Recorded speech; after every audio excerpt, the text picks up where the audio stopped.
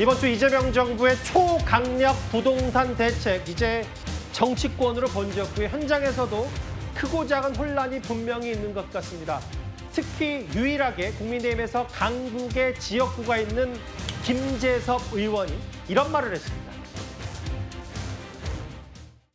그 발표 나고 재건축 단지의 추진위원장님들한테 전화가 엄청나게 왔어요. 30년, 40년 재건축 기다리고 있는 그게 무슨 투기나 어떤 뭐 시세 차익을 노리고자 하는 게 아니라 저희는 되게 오래된 아파트 단지다 보니까 사실상 그거 다 막아버린 거거든요. 좌절도 하시고 부동산 계엄이라고 생각합니다. 방식도 포갑적이잖아요. 어느 날 갑자기 내일부터는 서울 전역에 있는 모든 토지 거래는 다 허가를 받아야 된다. 니네 대출 받지 마라. 이렇게 강압적인 방식의 규제가 어디 있습니까? 근데 계엄 선포의 결과는 뭐 본인이 더 잘 아실 텐데 아무튼 그렇게 하셨더라고요. 저는 그냥 서울을 포기한 거라고 생각합니다. 민주당이.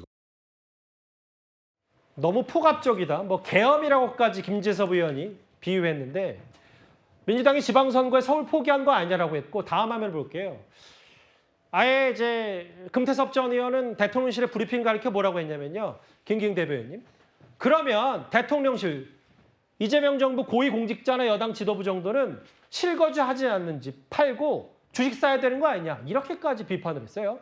사실 국민들이 분노하는 지점은 뭐냐면 지금 서울에 아파트를 사기 위해서 평균 가격이 14억 원이라고 합니다. 근데 대출을 지금 40% 밑으로 한다는 거 아닙니까? 그러면 생으로 9억 원이 필요합니다. 근데 일반적인 청년이나 신혼부부 많은 사람들이 노력을 한다고 했을 때 9억 원을 어떻게 만들겠습니까? 그래서 저희가 집을 살 때 대부분 대출을 이용하거나 아니면 전세를 껴서 삽니다.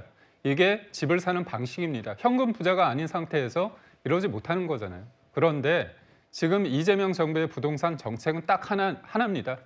현금 있는 사람은 사고 현금 없는 사람은 사지 마라. 이 얘기거든요.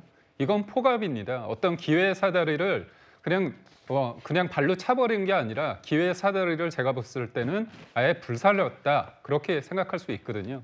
그런데 지금 민주당 쪽이나 대통령실에 있는 사람들 입장에서 봤을 때 적지 않은 사람들이 강남의 고가의 주택을 살고 있다는 거죠.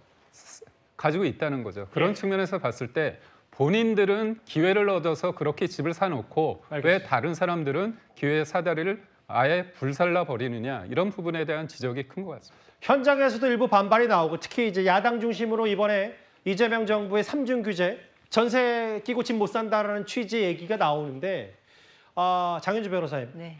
과거 정책의장을 지냈던 진성준 의원이 뭐라 그랬냐면 좀 과거 발언과는 조금 뉘앙스가 달라졌어요. 부동산 보유세 인상이 불가피하고 빠르면 빠를수록 좋다라는 언급을 했어요. 의미심장합니다.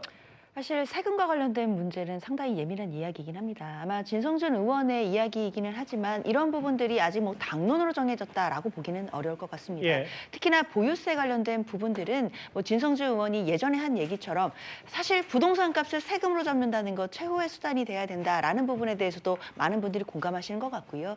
특히 이재명 대통령도 부동산 정책과 관련해서는 세금으로 하지 않겠다라는 취지의 말씀을 예전에도 하신 적이 있었습니다. 예. 아마 이번 대책은 수요를 억제하는 데 좀 주요한 좀 초점이 맞춰져 있다라고 한다면 사실 다음 단계는 뭐 세금을 한다거나 이런 부분보다는 정부로서는 공급 대책을 좀 더 적극적으로 그리고 구체적으로 내놔야 되겠다라는 생각이 들거든요. 예. 연말 안에 관련된 공급 대책들이 제대로 나와준다라고 한다면 시장에 저는 좋은 시그널이 될 수 있을 거라고 기대합니다. 뭐 부동산 시장에는 그럴 수 있는데 이현정 의원님. 네.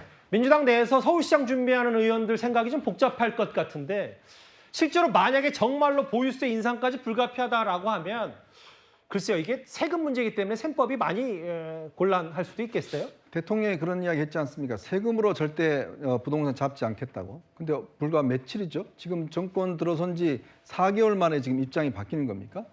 자, 이렇게 되면 아마 이 수요자들 엄청난 반발할 겁니다. 저는요, 이 정책이 성공할 수 있는 딱 한 가지 방법이 있어요. 자, 집 두 채 있는 장관들, 대통령실 수석들 있죠. 집 팔고 주식 투자하세요. 그러면 성공할 겁니다. 자, 그런 모범을 보여주면 성공할 거예요. 솔선수범해라. 주식 예. 투자하십시오라고 해놓고 본인들은 집 사요. 그럼 성공하겠습니까? 예. 그러면 정말 대통령실에 또 장관들 중에서 집 두 채 계신 분들 계시잖아요. 강남에.